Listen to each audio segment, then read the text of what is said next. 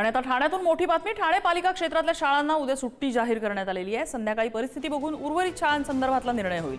भिवंडीतल्या शाळांना सुद्धा उद्या सुट्टी जाहीर करण्यात आलेली आहे।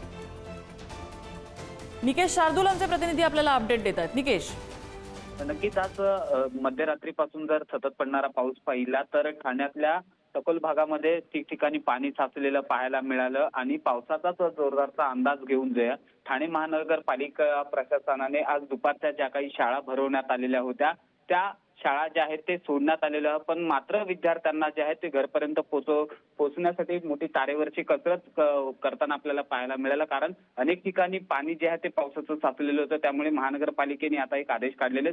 उद्या दिवसभर ज्या सकाळच्या सत्रातल्या शाळा असतील किंवा दुपारच्या सत्रातल्या ज्या शाळा असतील, मग त्या खाजगी असतील, प्राथमिक किंवा पालिकेच्या ज्या शाळा आहेत त्या पूर्णपणे बंद ठेवण्याचा निर्णय जो आहे तो पालिका प्रशासनाने घेतलेला पाहायला मिळतोय।